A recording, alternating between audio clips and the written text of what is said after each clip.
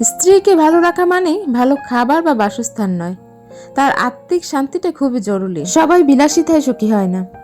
একজন স্বামী মানে যার হাত ধরে তার স্ত্রী সব ছেড়ে আজীবন কাটিয়ে দেবে, যার ফলে তার সব গুণ থাকা প্রয়োজন। অথচ সমাজ স্ত্রীর পিছনে লেগে থাকে তাকে জাজ করতে। আপনি জানেন না আপনার স্ত্রীর ত্যাগের গল্প। আপনার চোখে সে সর্বসুখী, এরকম হলে সমস্যা আপনার চোখের সাথে অন্তরেরও। আপনি আসলে তাকে উপলব্ধি করতে পারেননি। একজন স্বামী শুধু জীবনসঙ্গী হয় না, বরং বাবা মায়ের স্নেহের অংশীদার, স্ত্রীর উত্তম বন্ধুও হয়। অথচ আপনার মধ্যে ইগো কাজ করে। স্ত্রীর উপদেশ যদি শুনতে শরীর জ্বলে, তাহলে বুঝে নিন শয়তান আপনাকে অহংকারে কাবু করে ফেলেছে। স্ত্রীর প্রতি যেমন স্বামীর কর্তৃত্ব রয়েছে, তেমনি স্বামীর প্রতি স্ত্রীর পূর্ণ হক আছে। সংসার জীবনে ঝগড়া আসবেই, কিন্তু সেই ঝগড়ার জবান দিয়ে যেন এমন কিছু বের হয়ে না যায় যেটা সাংসারিক জীবনে বিষাদ করে দেয়।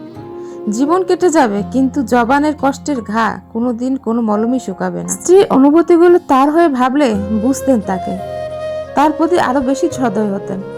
আপনি একটু ভাবুন, স্ত্রীর পরিবার থেকে কেউ আপনার বিরুদ্ধে কিছু বললে আপনি তাকে মারাত্মক চটে যান, হয়তো কোনোদিন শ্বশুর বাড়ির পাও রাখবেন না। অথচ প্রতিনিয়ত আপনার স্ত্রীর সাথে এটাই হয়ে চলে। যেখানে আপনি পারেন না ফ্যামিলি ছাড়া কাউকে আপন করতে, সেখানে তার উপর কিভাবে চাপিয়ে দেন। মেয়ে বলে কি সে মানুষ না? কোন আইনে লেখা আছে একটা মেয়েকে সবকিছু মুখ বুজে সহ্য করতে হবে?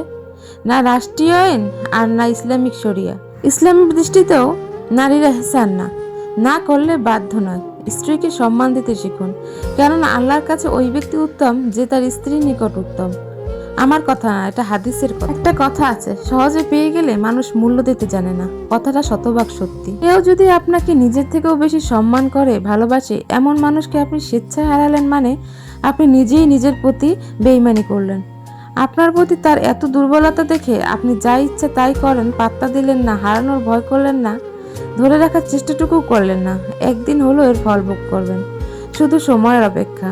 সময় কাউকে ধোকা দেয় না, প্রকৃতি কখনো তার ঋণ রাখে না। প্রকৃতি ঠিকই তার প্রতিশোধ নিয়ে নেবে। রাখবেন, ঠকে যাওয়া মাঝে মানুষগুলো ভিতরে ভিতরে মরে গেলেও একদিন তারা অনুভূতি নিয়ন্ত্রণ করা শিখে যাবে, কিন্তু তারা আর দ্বিতীয়বারের মতো আপনার কাছে একটু সময় পাওয়ার জন্য অপেক্ষা করবে না।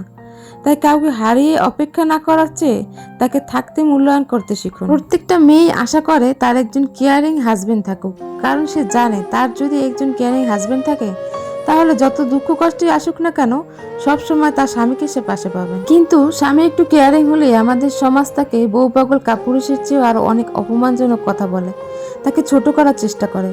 আল্লাহ এদেরকে পরিপূর্ণ বুঝদান করুন। প্রত্যেকটা মেয়েরই স্বপ্ন তার জীবনে এমন পুরুষ আসুক যে তাকে সমস্ত বিপদ আপদ থেকে আগলে রাখবে, যত্নে রাখবে সব পরিস্থিতিতেই। জীবন সুন্দর যদি মানুষটা সঠিক হয়।